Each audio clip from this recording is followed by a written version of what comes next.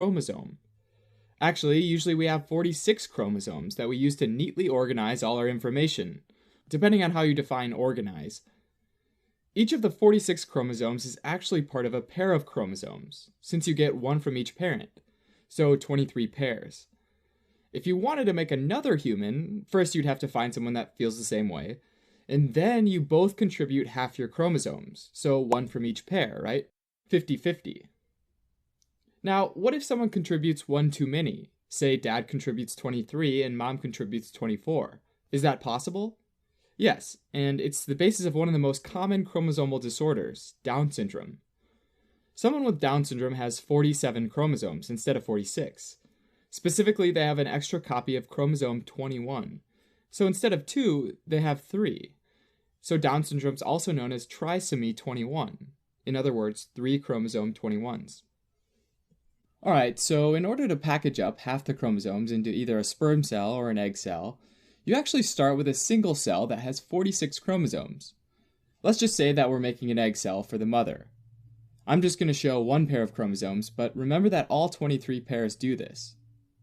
So the process of meiosis starts, which is what produces our sex cells, and the chromosomes replicate, and so now they're sort of shaped like an X. Even though that there are 2 copies of DNA here, we still say that it's one chromosome, since they're hooked together in the middle by this thing called a centromere. Okay, now the cell splits in 2 and pulls apart the paired chromosomes. So in each of these cells, you've now got 23 chromosomes. Now the 2 copies of the chromosomes get pulled apart, and the cell splits again, which means 4 cells, each still with 23 chromosomes.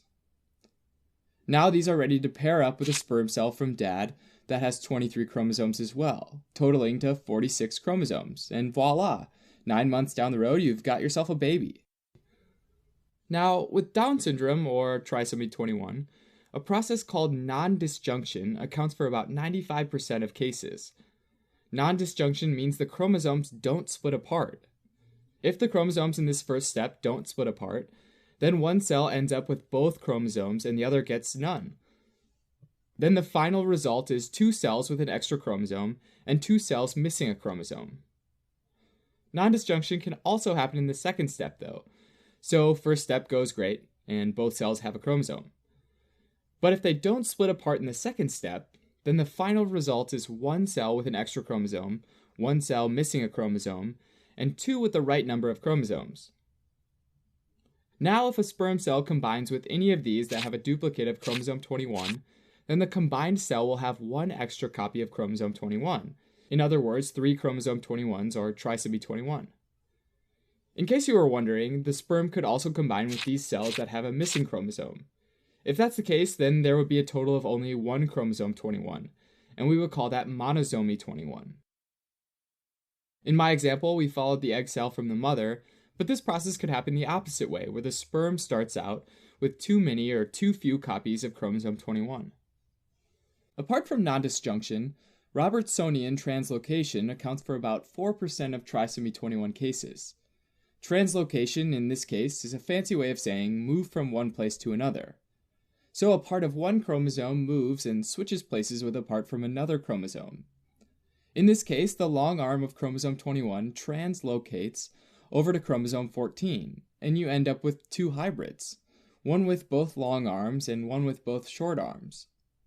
This little guy with the short arms carries just a little bit of usually non-essential genetic information, and is typically lost by the end of meiosis.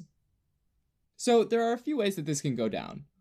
First, including the translocated chromosomes, they replicate, and now these could split into one with both normal chromosomes and one with the long guy and the short guy.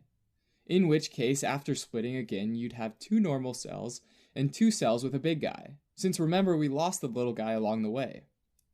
So now contribute the other parent's DNA, and you've got 2 normal cases, and then these 2 cases are called balanced carriers. And we say that it's balanced because you've still got both long arms, and so most of the genes are still here. Kind of like a 2-for-1 deal. Okay, now let's say that the normal chromosome 14 ends up with the short, and normal chromosome 21 with the long. Now you get 2 cells with the normal and long arm, and 2 cells with the normal and short arm, which remember is usually lost.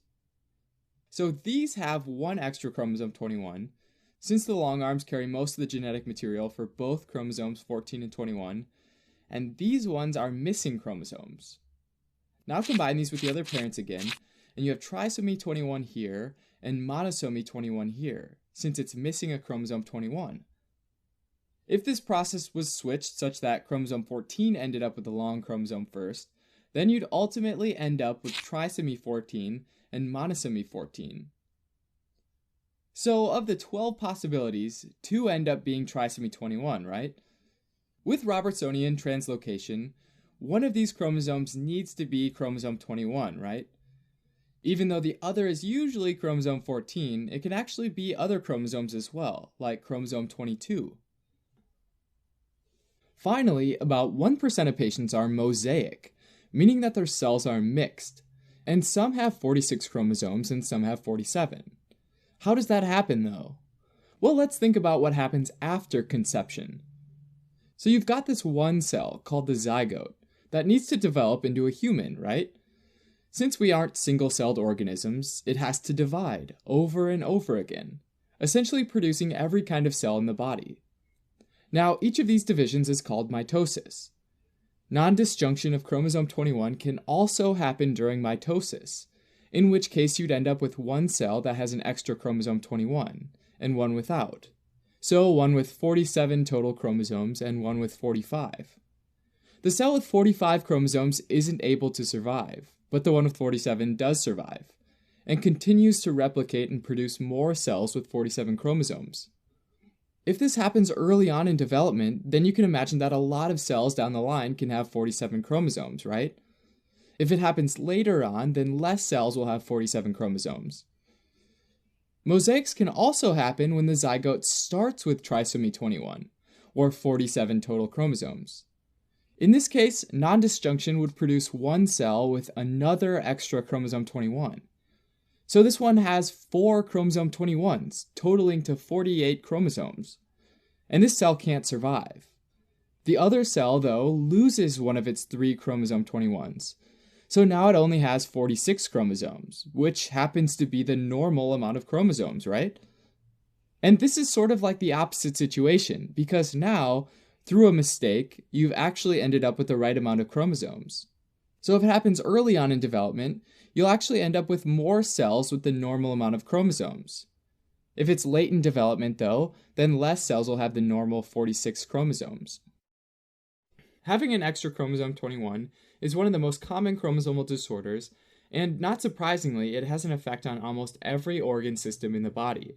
And for that reason, there's a long list of common issues for those affected with Down syndrome. Here are some of the major ones: septal defects in the heart's chambers, usually between the 2 atria, duodenal atresia, increased risk of acute lymphoblastic leukemia, mental retardation and an increased risk of Alzheimer's, and sterility in males. There are several physical characteristics as well, like a simian crease in the hands, a gap between the first 2 toes, a flat facial profile, and epicanthal folds. Having an extra chromosome 21 is thought to affect these systems by an overexpression of genes on chromosome 21, since there's an extra copy contributing to gene expression, which changes the development of all the systems just listed. Now, a major risk factor for Down syndrome is maternal age, the age of the mother.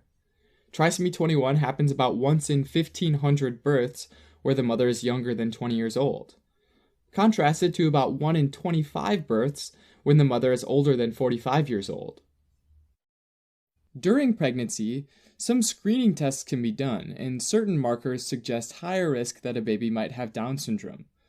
Alpha-fetoprotein, or AFP, unconjugated estriol, or UE3, are on average lower when compared to unaffected pregnancies, and human chorionic gonadotropin, or HCG, as well as inhibin A are both typically elevated compared to unaffected pregnancies. An imaging test using ultrasound can also be performed, where a